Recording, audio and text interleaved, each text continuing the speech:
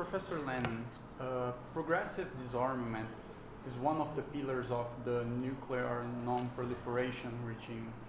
Why it has returned to American foreign policy only recently?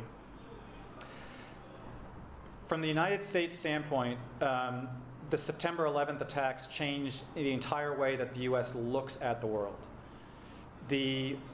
Prior to that, there was, of course, the history of the Cold War and the rivalry with the Soviet Union.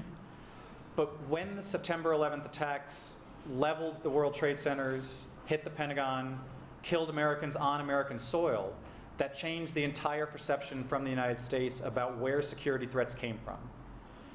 While all the attention for non-proliferation tends to be focused on Iran and North Korea, one of the principal concerns is that the more states have nuclear weapons, the more opportunities there are for terrorists to buy, steal, or acquire nuclear weapons or nuclear materials.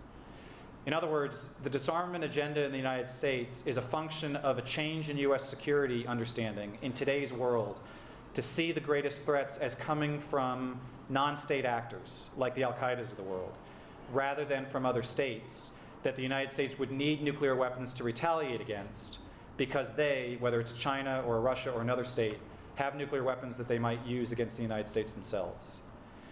In other words, the calculation has been made in the United States that the US would be more secure if you could undo nuclear weapons and keep everything else the same and eliminate nuclear weapons from the planet. The question is, how do we get there from here?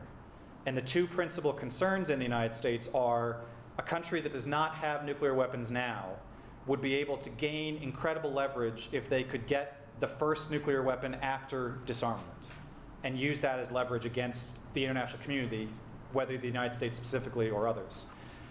Or second, that a state that previously had nuclear weapons might be able to reconstitute that nuclear arsenal and regain it.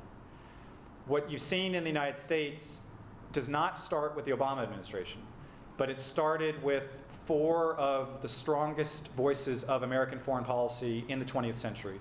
Two from the Republican Party, including Henry Kissinger, two from the Democratic Party, including Bill Perry, who was the Secretary of Defense under the Clinton administration.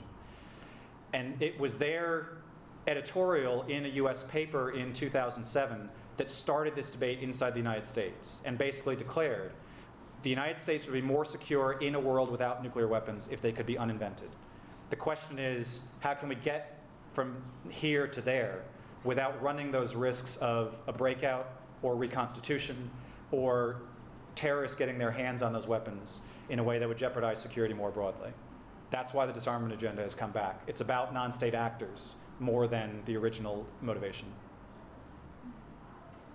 Okay, so we thank you very much, Mr. Lennon, for your time and your attention to giving us this interview. And we wish you a nice time in Brazil. Thank you. Thank you very much. Appreciate it.